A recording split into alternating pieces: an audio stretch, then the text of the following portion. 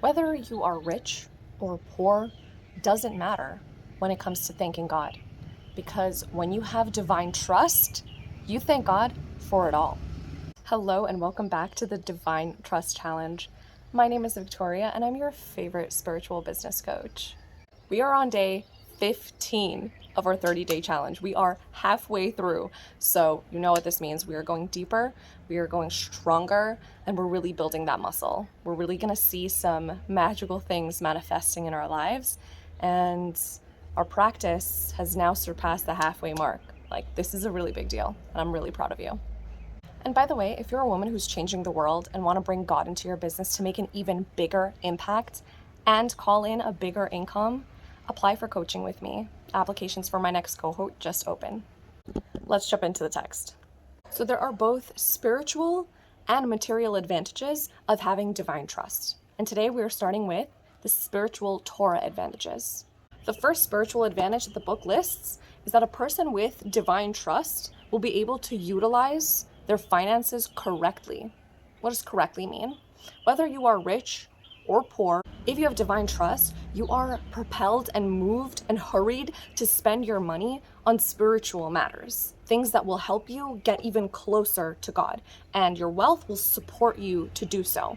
For example, you are buying healthy, kosher food for your household, or you're buying extra food for Shabbat so that you can have more people at your table, or you are buying more books to fill yourself with knowledge, to get closer to God, to build a closer relationship. You're giving charity to your local temple. You're giving charity to local organizations, to families in your community that need your support right now. You're giving out loans to people who need them. You're using your wealth to get closer to God by behaving like God. And if you don't have that money right now, you're still thanking God and you're still paying a service to God because you're in alignment to understand that this is actually a kindness from God. How is a lack of money a kindness from God? Let's read.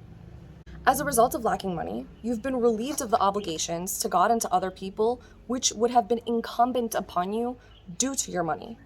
And you have fewer worries about guarding your money and taking care of it. A person who is wealthy often has possessions in many locations, and as a result, their thoughts are scattered in different places, referred to as scattering of the mind.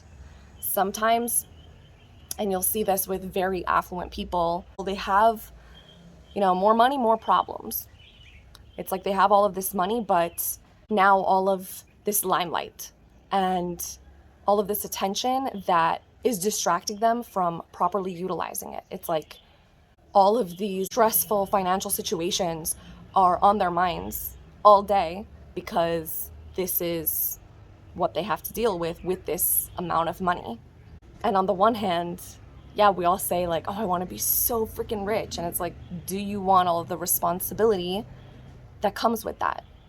When you have bitachon, perhaps you don't have that level of stress, but it's a level up in your bitachon, in your divine trust, when you have that much financial responsibility and have to trust God that you will be guided through it.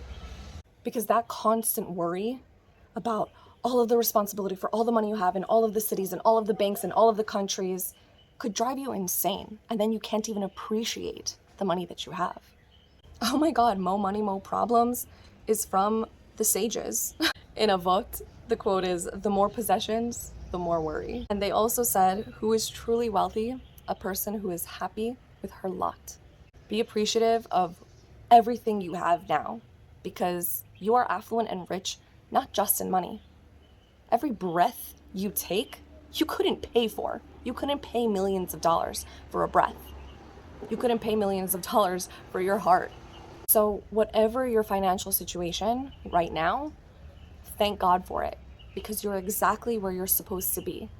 And this is to help you get closer to God. This is to help you serve the Creator by being more like the Creator.